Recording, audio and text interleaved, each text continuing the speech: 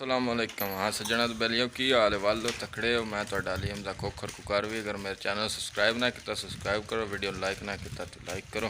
Bakery cake ना टाफियाँ ना और चूपे न बच्चों वाले दुकान तो रखे हैं। चॉकलेट और बर्फी है तीसा। अभी केक ही है दूसरे ना। टाफी टाफी किन्ने दी है? 2 रुपए दी। यार टाफी है चूपा है छोरे वास्ते ले आया वेखी उन्हें की बोतल पींदा पे।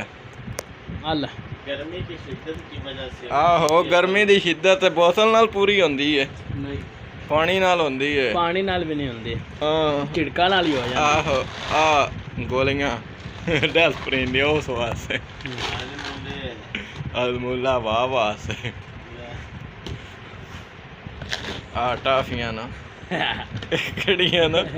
तू सुता है? ये है प्योर चिट्टा चौंस। की है दुकानदार आप सुते पैन थक के न माने की है हुन खाने ना की है।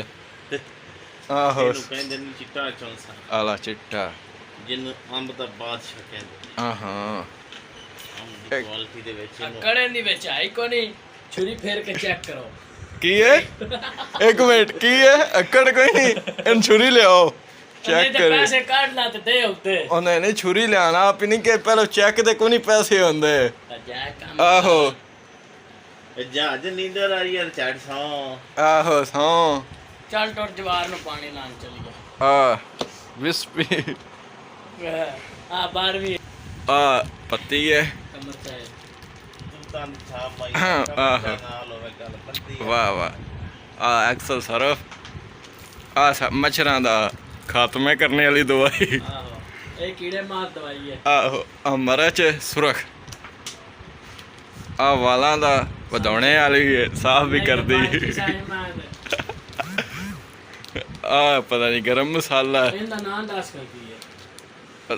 दादी मां शुक्र है दादी अम्मा ए छाड़ी अब पता नहीं की नहीं अभी दसना सेफ्टी है भारत देखो जाती नाल है 40 रुपए दी बेस्ट क्वालिटी एक गरम मसाला गरम मसाला है लोकां नु गरम करदा है। कस्टर्ड कस्टर्ड हल्दी पाउडर इनो भी जे हैं किसी दा पेट खराब है इनो लवो। की है कोरमा बिरयानी आज तो लायन दी है। आज तो लायन दी कोरमा बिरयानी चिकन टिक्का भी खानी और मुँह च पानी ना तेरे चावे। ओहो ओ नहीं लड़ रहे हो हल्दी पाउडर। हाँ वे केचप केचप भी है टमाटर खानी खानी खानी ओ खानी एक मिनट खानी और पड़ी आ गई खा ले खा ले ले ना 60 वाले ठीक है 40 वाले 20 वाले थले रस पैन जेड़े बीमार करारियां हैं चटपटे मज़ेदार। दूजे पापड़ शापड़ ने 10 जतकां लिया सारा कुछ पे। दुकानदार थके लम्बे पै नहीं गड्ढे नहीं। हाँ यार ये मिर्चा लोकां ने साढ़े नाश्ते रखे। आ गया अखिया अखिया अगे पैसे जाबर किथे की आंदा किथे गए ओए जाबर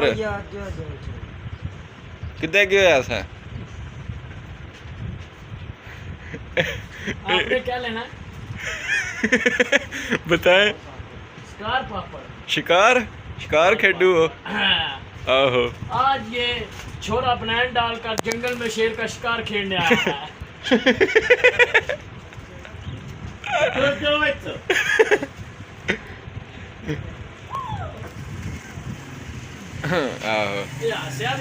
खोखर कोकारवी चैनल सब्सक्राइब करना, वीडियो लाइक करना। हंसते रहो बसते।